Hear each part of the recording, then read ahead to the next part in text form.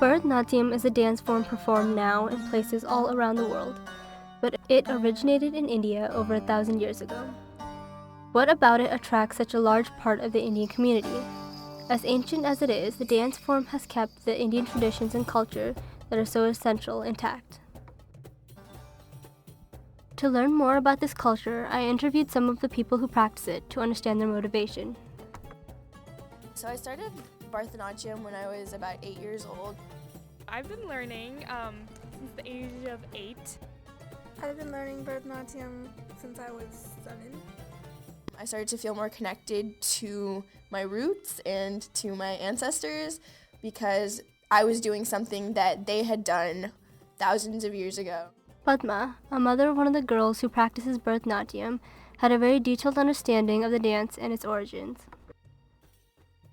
Bharatanatyam is a very ancient art form, and most of India's classical dance forms have their origins in this particular book by this person called Bharata, who described dance, drama, and other performing arts in great detail. That was written a few thousand years ago.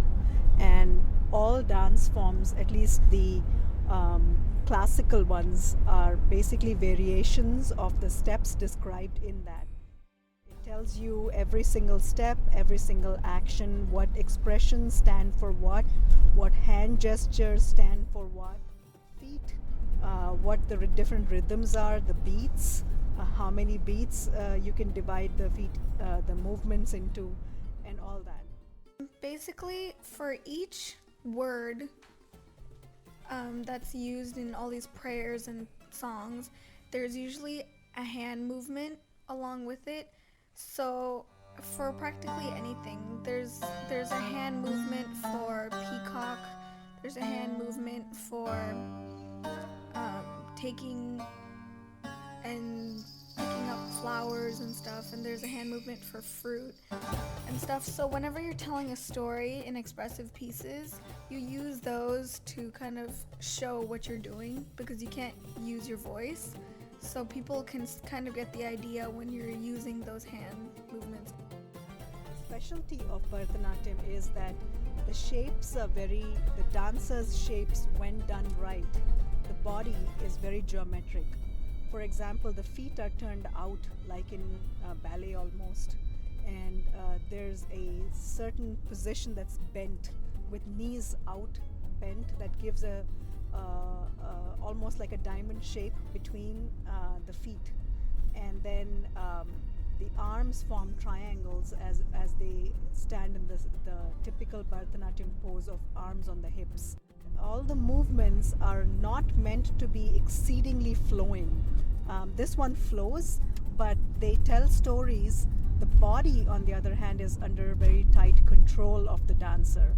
It sets it apart from other Indian dance forms where it's like, it's very firm, like it's really stiff, not really stiff, but when you dance, you have to get everything perfect. Like you can't half do something. Like your arms are always very straight, and you're sitting in a half bent position. Bharatanatyam can be graceful, but that's only in some parts. I think it's different from almost every other dance style because it's a lot more technical. There are 3 parts to Bharatanatyam. There is the dance, the pure dance form, that's called Nritta. Then there is the expressive part, which is called Abhinaya, where the facial expressions, even that is codified in this book, is to the different kinds of emotions and expressions that are part of dance. And then the last part is the drama aspect, which is the Natya.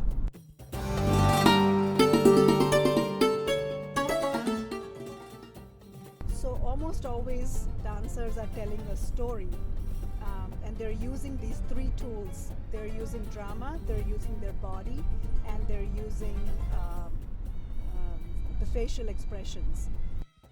But really, these are the key elements of a Bharatanatyam performance.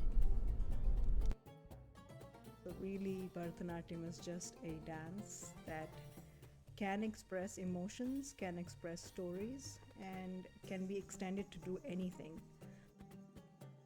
So why did you do it? It's fun, challenging. You get a lot of physical exercise from it. Like, it strengthens everything. Because every single move it's really hard. Basically, I joined because one of my friends joined and I didn't really have anything better to do at that point in my life. But as we kept learning new pieces and the teacher started to tell us about how each song that we would learn was connected to parts of our heritage, like the various gods like Shiva and Krishna, I started to feel more connected to my roots.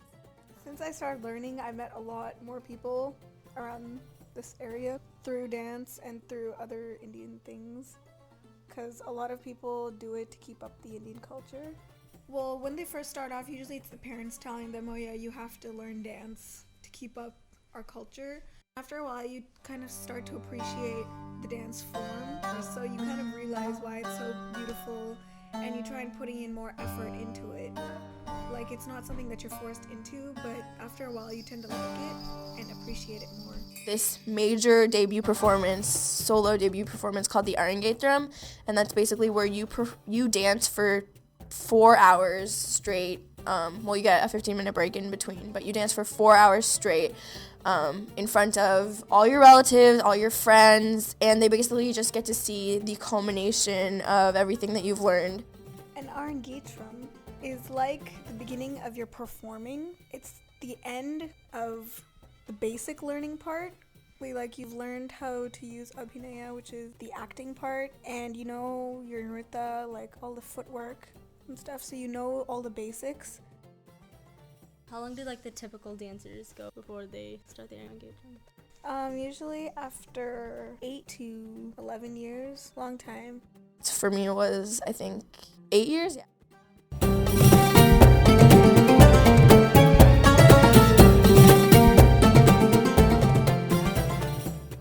So after your Arangetram, it kind of is like you're ready to perform on stage more. You can choreograph, and basically you have all the basic knowledge you need to perform. And that's your first formal solo performance. Not to mention that it's also a beautiful art form that many people, not just Indian people, but all kinds of people can appreciate, because dance is beautiful